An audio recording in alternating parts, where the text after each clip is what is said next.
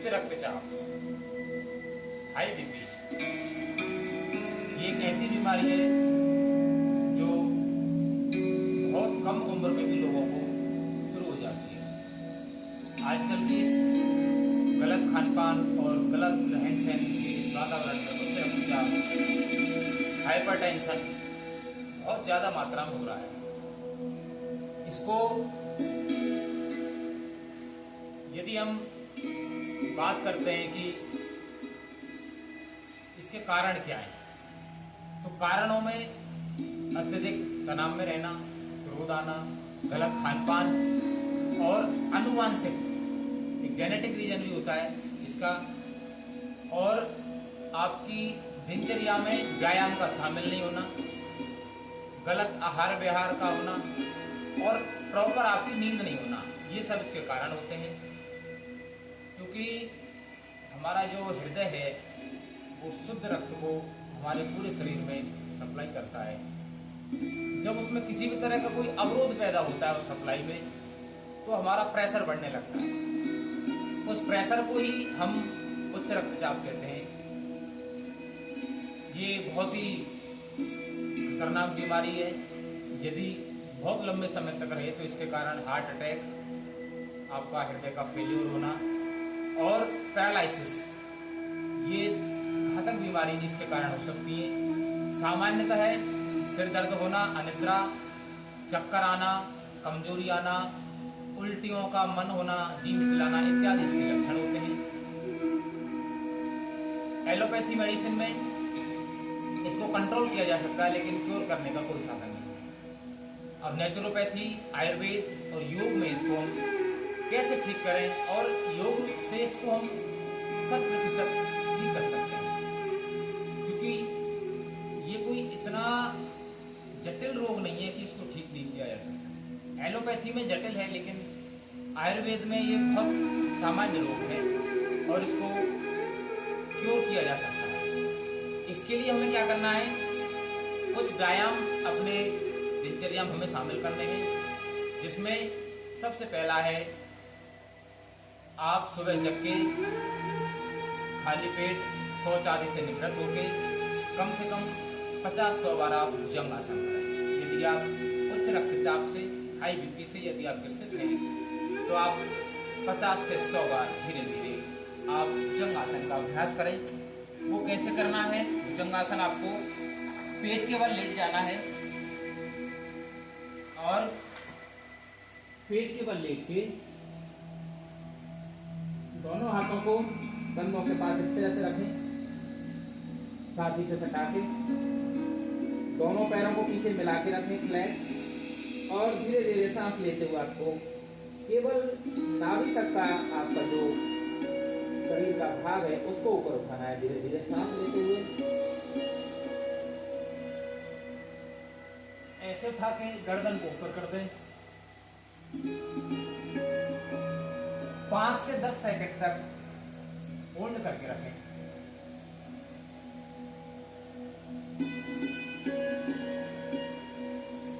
और सांस छोड़ते हुए धीरे धीरे वापस।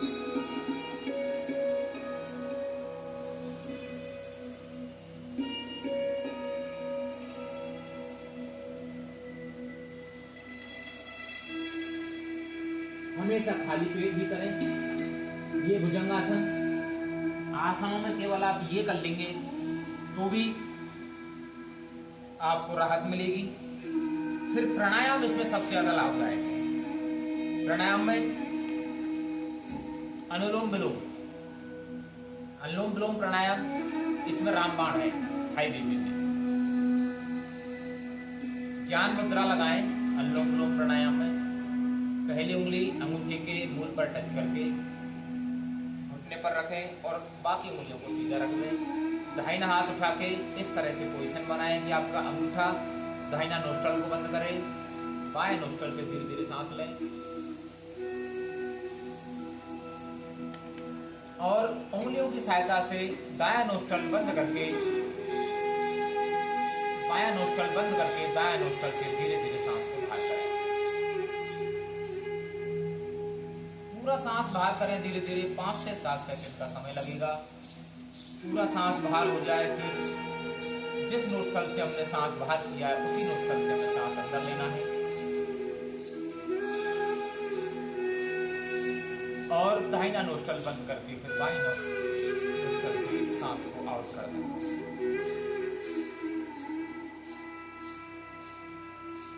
ध्यान रहे, सांस अंदर 5 से 7 सेकंड में लेना है और बाहर निकालना भी 5 से 7 सेकंड में।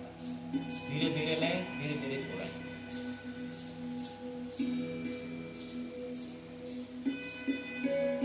पूरा सांस लेना है, पूरा छोड़ना है।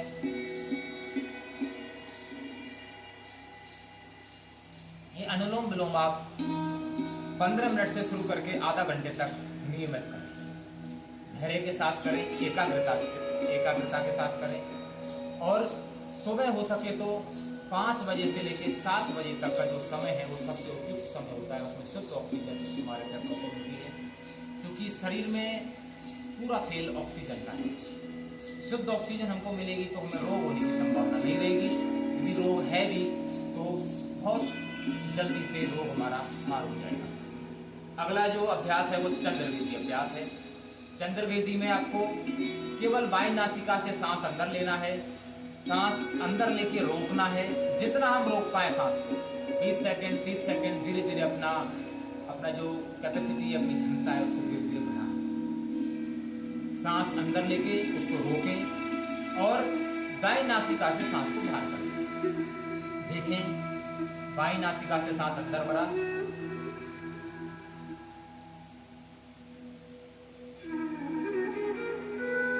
अंदर ही रोक दिया सांस को,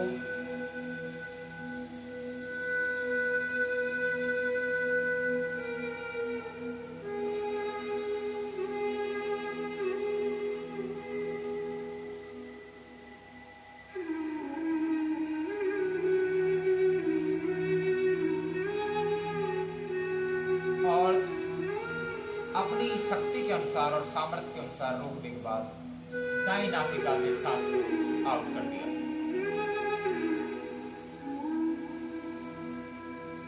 इस तरह से आपको 10 मिनट कम से कम ये चंद्रवेदी का अभ्यास करना है। अब आपको इसमें एक चीज ऐड करनी है। इसमें क्या करना है आपको, जब सांस आप अंदर रोकेंगे तो उसमें भगवान का कोई भी नाम, आपका गुरु मंत्र हो, जो इष्ट देव का मंत्र हो, उस मंत्र का जाप करें, क्योंकि मंत्र जाप से हाई बीपी में तत्काल और स्थायी लाभ मिलता है। ये रिसर्च हुआ है। इसमें मंत्र जाप का यदि कोई भी मंत्र आपके पास नहीं है तो ओम नमो भगवते वासुदेवाय, ओम नमः शिवाय, ओम भूर्भुवः स्वः, जो गायत्री मंत्र है उस गायत्री मंत्र का जाप करें। कुछ भी यदि आप नहीं जप सकते तो ओम केवल जाप करें। तो चंद्रवेदी के साथ आप ये करें। अगला प्राणायाम आप शीतली करें। शीतली में क्या करना है, जीभ को आगे मोड़ के जीभ के सहारे से, मतलब मुंह से सांस अंदर भरेंगे, जीभ को ऐसा नालीनुमा बनाकर मुंह से सांस अंदर भरेंगे और अंदर ही रोक के रख देंगे सांस को। जितना आप रोक पाए उतना रोकने के बाद नासिका से सांस को बाहर कर देंगे। देखिए,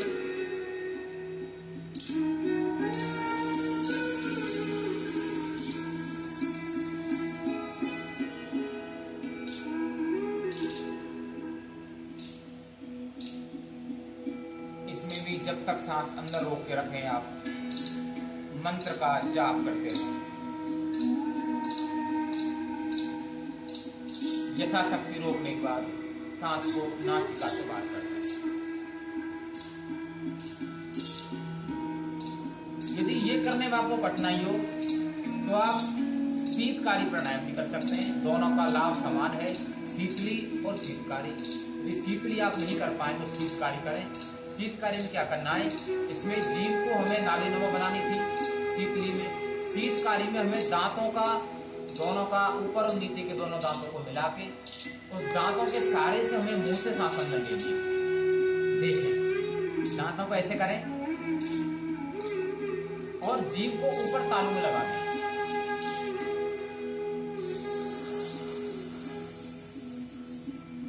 अब सांस अंदर भरना है, मतलब दोनों दांतों को मिला के जीभ को तालू में लगा के अब सांस अंदर भरना है। तो एकदम ठंडा ठंडा कूल कूल सांस अंदर जाएगा, वो सांस आपको अंदर रोक देना है।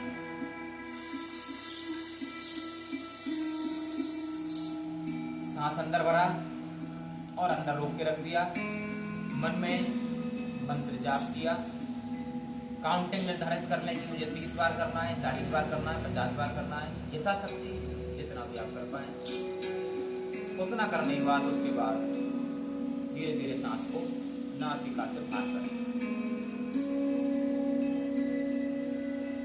ये प्राणायाम जो आवश्यक है ये करने हैं।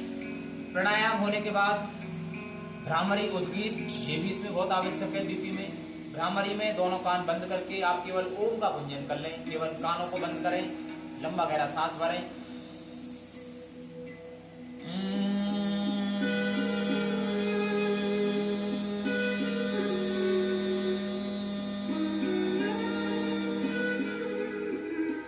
इस तरह से शीतली अथवा शीतकारी ये कम से कम 10 बार करें। सर्दियों में अधिक नहीं करें।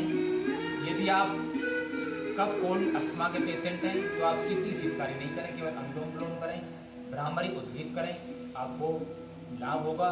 यदि आप अस्थमा के कफ कोल्ड के पेशेंट हैं तो आप शीतली शीतकारी नहीं करें। इसके अलावा उद्गीत प्राणायाम उसमें ओम का गुंजन करना है आपको, दोनों हाथ ध्यान मुद्रा में रख के, और इसके बाद आपको मेडिटेशन करना है।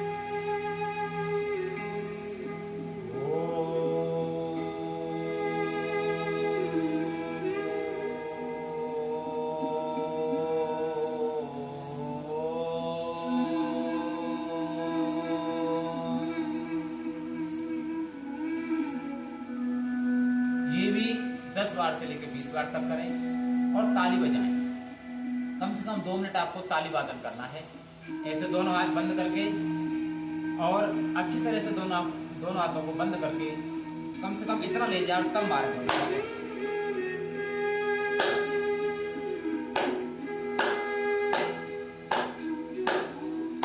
ऐसे ताली बजाते हुए 2 मिनट आप ताली बजाएं और उसके बाद हाथ शासन करें।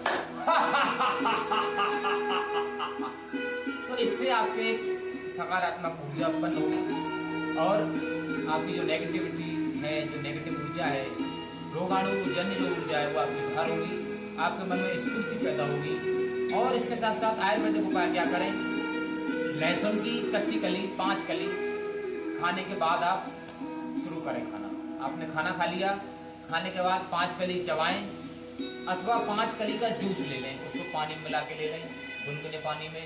यदि आप जूस नहीं निकालना चाहें तो कच्ची कली खा लें, थोड़ा सा उसके साथ शहद ले सकते हैं। यदि आप नहीं खा पाते डायरेक्ट तो शहद में मिला के 5 कच्ची कली को खा के हल्का ऊपर से पानी पी लें। आप इसका सेवन करें। और पतंजलि आयुर्वेद की एक बहुत अच्छी औषधि आती है मुक्तावटी, जो कि 100% कारगर है। यदि आपकी एलोपैथी की, बीपी की, हाइपरटेंशन की यदि आपकी कोई औषधि चल रही है एलोपैथी की, तो उसको तत्काल प्रभाव से बंद करके आप पतंजलि की मुक्तावटी यदि आपको ज़्यादा है बीपी की समस्या 160-70 के आसपास रहता है तो आप 2 गोली सुबह 2 गोली शाम को खाली पेट आपको सादा पानी से अथवा गुनगुने पानी से अपनी प्रकृति के अनुसार सेवन करना है। औषधि आयुर्वेदिक गोलियां या कोई भी औषधि हो उसके आधे घंटे पहले कुछ नहीं खाना, आधे घंटे बाद कुछ नहीं खाना। आपको एक खाली पेट लेनी है औषधि, उसके आधे घंटे बाद आपको कुछ नहीं लेना। तो आप इन उपायों को करेंगे तो आप बीपी से मुक्त हो जाएंगे। अन्यथा एलोपैथी में इसका कोई उपाय नहीं है और आपको जीवन भर डॉक्टर कहता है कि आपको जिंदगी भर आपको गोली खानी पड़ेगी। एक रोग से आपको तमाम रोग हो जाते हैं। तो आप बीपी की समस्या से मुक्त हो जाएं, यही हमारी ईश्वर से प्रार्थना है। इसके साथ साथ आप थोड़ा सा और सावधानी रखें। 15 दिन में एक बार कम से कम उपवास करें, क्योंकि आपका मेटाबॉलिज्म जो है शरीर का उसको ठीक करेगा। उपवास में आप केवल रसाहार लें, कोई भी जूस लें आप अथवा फल लें। 15 दिन में एक बार केवल उपवास करें, उसमें अन्न नहीं खाएं। अधिक रात्रि को देर से हैवी खाना नहीं खाएं, अत्यधिक तला भुना नहीं खाएं, अवॉइड करें उन चीजों को। सफेद नमक, सफेद चीनी और मैदा इनको बिल्कुल त्याग दें, क्योंकि उच्च रक्तचाप वालों के लिए सफेद नमक, सफेद चीनी और मैदा, ये तीनों ही जहर हैं। तो इन तीनों जहरों को आप त्याग दें, शुद्ध सात्विक भोजन करें, मिला जुला अन्न करें, मिलेट्स का सेवन करें, आपको निश्चित रूप से लाभ होगा। ये मेरी आपसे फायदा भी है और गारंटी भी है कि आप बताए हुए उपायों को यदि आप करेंगे तो आपको 100% लाभ मिलेगा। इसलिए आप इन उपायों को करें और स्वस्थ रहें। जय श्री कृष्णा, राधे राधे।